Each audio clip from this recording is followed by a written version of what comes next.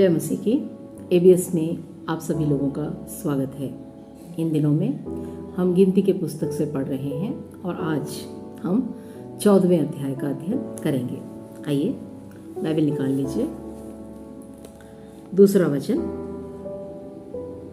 सब इस्राएली मूसा और हारून पर बुड़बुड़ाने लगे और सारी मंडली उनसे कहने लगी कि भला होता कि हम मिस्र ही में मर जाते व इस जंगल ही में मर जाते, और यहोवा हमको उस देश में ले जाकर क्यों तलवार से मरवाना चाहता है।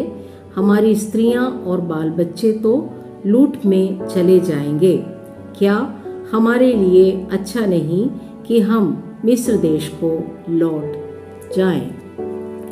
तो मेरे प्रियो, पिछले अध्याय में जैसे हमने देखा कि कनान देश का भेद लेकर आने के बाद जोशुआ और कालेब जब वहाँ की अच्छी बातों को बताते हैं तो बाकी जो लोग रहते हैं उसके विरोध में कहते हैं और मूसा और परमेश्वर के और कनान के विरोध में बलवा करना शुरू कर देते हैं। तो जैसे हमने यहाँ पढ़ा, इस्राएली कहना शुरू कर देते हैं कि क्यों परमेश्वर हमें मार डालने के लिए वहाँ लेकर आया है और उस देश को लेके जा रहा है जहाँ ले जाने पर ही वहाँ के लोग जो कि बहुत ज़्यादा बलवान हैं हमें मार डालेंगे।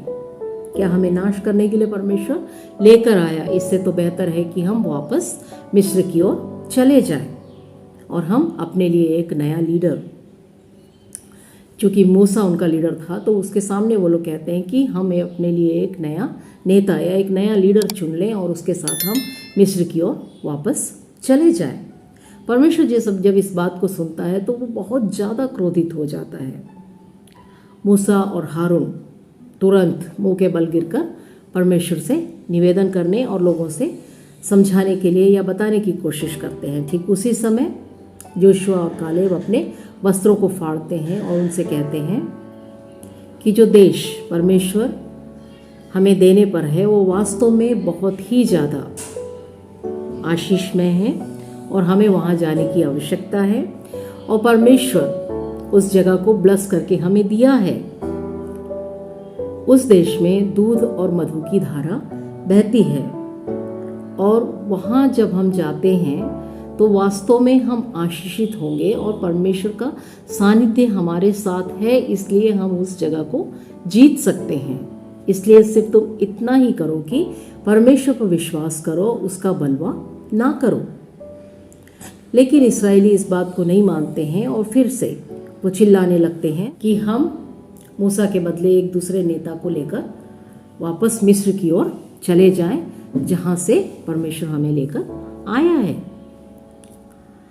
परमेश्वर बहुत ज्यादा क्रोधित हो जाता है और कहता है कि मैं कब तक इन लोगों की सहूंगा, मैं इन लोगों को नाश करने जा रहा हूं और मूसा की जाति से या उसके जनरेशन से मैं एक बड़ी जाति बनाऊंगा और उसे आशीष दूंगा। मूसा परमेश्वर के सानिध्य में गिरकर प्रार्थना करता है और कहता है कि हे मेरे परमेश्वर, इन लोगों को तू नाश ना कर, क्योंकि मिस्र देश से तू इन्हें अपनी सामर्थ्य दिखाकर निकाल कर लाया है और कनान को ले जाने का वायदा तूने इनसे किया है।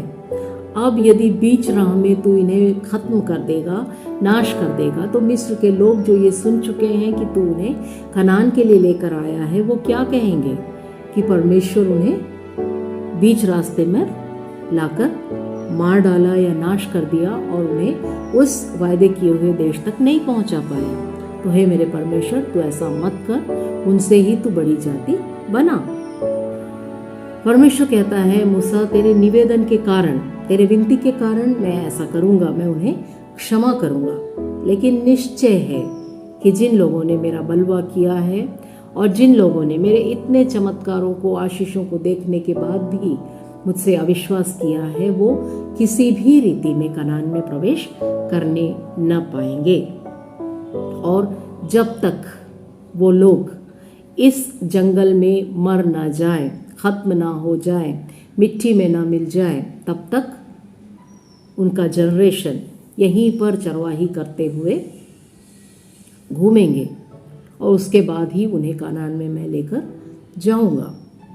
और परमेश्वर एक बात और यहाँ पे कहता है कि जिस प्रकार से 40 दिन तक वो लोग घूमते हुए कनान का भेद लिए, ठीक उसी प्रकार से एक दिन के लिए 1 साल अर्थात 40 साल तक वो लोग इस मरुभूमि में, इस रेगिस्तान में भटकते रहेंगे और उनके बच्चे यहाँ पर चरवाहा बनकर कार्य करेंगे या चरवाही करेंगे। और जब तक कि वो लोग जो कि मेरे खिलाफ बोले हैं नाश ना हो जाए, वो लोग वहाँ पर नहीं पहुँचेंगे। तो परमेश्वर के कहे अनुसार ही जो लोग वहाँ से घूम के आते हैं वो लोग तुरंत ही परमेश्वर के सानिध्य में मर जाते हैं। और भी लोग थे जो विरोध किए हैं तो उनके मरने तक नहीं जाएंगे, ये बात परमेश्वर यहाँ पर बोलकर तय कर देता है। परमेश्वर के कहने के बाद मूसा इन तमाम बातों को फिर से इस्राएलियों को बताता है कि जब तक कि ये बलवा किए लोग ना मर जाएं तुम कनान को नहीं जा सकते, परमेश्वर ने ऐसा कहा है। तो तुरंत ही वहाँ से कुछ इस्राएली निकलकर कनान की ओर जाने की कोशिश करना शुरू कर देते हैं। मूसा कहता है कि तुम क्यों बार बार परमेश्वर के खिलाफ काम करते हो, परमेश्वर तुम्हारे साथ नहीं है, तुम नहीं जीत पाओगे।